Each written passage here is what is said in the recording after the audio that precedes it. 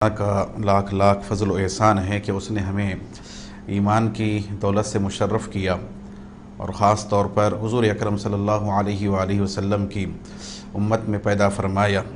یہ ایسا شرف ہے کہ اگر ساری زندگی بھی اگر ہم اس کا شکر ادا کریں تو ادا نہیں کر سکتے۔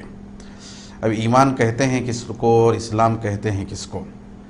تو آسان انداز میں سمجھنے کے لیے بات یہ ہے کہ ایمان ماننے کا نام ہے، کسی چیز کو ماننا، تصدیق کرنا، اور اسلام عمل کرنے کا نام ہے۔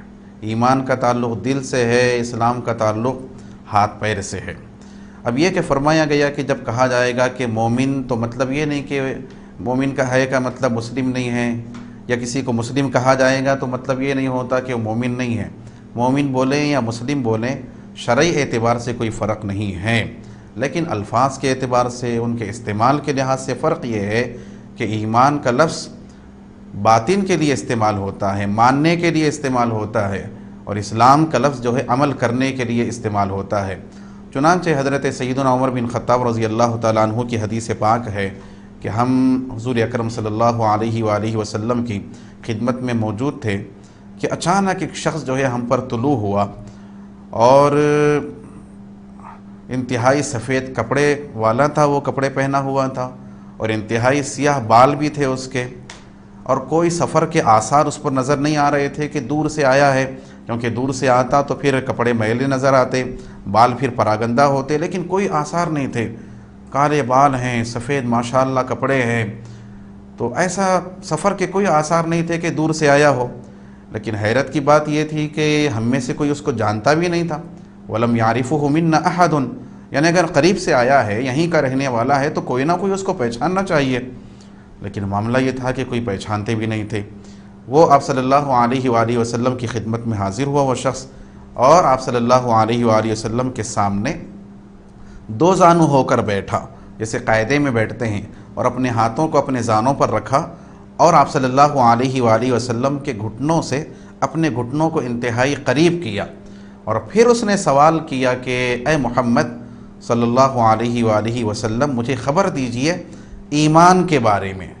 تو آپ صلی اللہ علیہ وآلہ وسلم نے اس شخص کو خبر دی، فرمایا کہ ایمان یہ ہے کہ ان تؤمن باللہ وملائکتہ وکتبہ ورسلہ والیوم الآخر وتؤمن بالقدر خیرہ وشرہ من اللہ تعالی والبعث بعد الموت۔ تو فرمایا کہ ایمان یہ ہے کہ تم اللہ پر ایمان لاؤ، یعنی تصدیق کرو، مانو اللہ کو، ایمان لاؤ اللہ پر، اس کے رسولوں پر، کتابوں پر، اور تم ایمان لاؤ تقدیر کی، خیر اور شر پر۔ آپ صلی اللہ علیہ وآلہ وسلم نے بیان فرمایا۔ تو اس نے عرض کیا، حضرت سیدنا عمر فرماتے ہیں کہ اس آدمی نے کہا کہ صدقتا، آپ نے سچ فرمایا۔ تو حضرت سیدنا عمر رضی اللہ تعالیٰ عنہ فرماتے ہیں کہ ہم کو تعجب ہوا کہ سوال بھی کر رہا ہے اور تصدیق بھی کر رہا ہے، کیونکہ سوال وہ کرتا ہے، پوچھتا وہ ہے جو جانتا نہیں، اور تصدیق وہ کرتا ہے، آپ سچ کہہ رہے ہیں وہ کہتا ہے جس کو پہلے سے ہی پتہ ہے۔ تو ہمیں حیرت ہوئی۔ پھر اس آدمی نے دوسرا سوال کیا کہ اسلام کے بارے میں خبر دیجئے۔ تو آپ صلی اللہ علیہ وآلہ وسلم نے فرمایا کہ اسلام یہ ہے ان تشہد اللہ الہ الا اللہ، کہ تم گواہی دو کہ اللہ کے سوا کوئی معبود نہیں، وان محمدًا عبدہ ورسولہ، اور یہ کہ محمد صلی اللہ علیہ وآلہ وسلم اس کے بندے اور اس کے رسول ہیں، زبان سے گواہی دو۔ وتقیم الصلاۃ، نماز کو قائم کرو، زکوٰۃ کو ادا کرو، بیت اللہ کا حج کرو اگر استطاعت ہو، اور رمضان کے روزے رکھو۔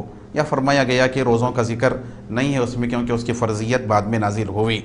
بہرحال یہ ساری حدیث پاک موجود ہے۔ قیامت کا اس نے سوال کیا، احسان کے بارے میں سوال کیا، پھر وہ آدمی چلا گیا۔ تو حضرت سیدنا عمر بن خطاب رضی اللہ تعالیٰ عنہ فرماتے ہیں کہ میں تھوڑی دیر رکا رہا، تو حضور نے فرمایا کہ عمر جانتے ہو کہ یہ شخص کون تھا؟ تو میں نے عرض کیا کہ اللہ اس کے رسول زیادہ جانتے ہیں، بہتر جانتے ہیں کہ کون ہے۔ تو آپ صلی اللہ علیہ وآلہ وسلم نے فرمایا فَإِنَّهُ جِبْرِيلُ أَتَاكُمْ يُعَلِّمُكُمْ دِينَكُمْ، بے شک یہ جبرائیل امین تھے جو تمہیں تمہارا دین سکھانے کے لیے آئے تھے۔ تو یہ حضرت سیدنا جبریل علیہ السلام تھے کہ جو انسان کی شکل میں آئے تھے۔ سوال کرنے کا مقصد جاننا نہیں تھا، بلکہ جو حاضر ہے ان کو بتانا تھا۔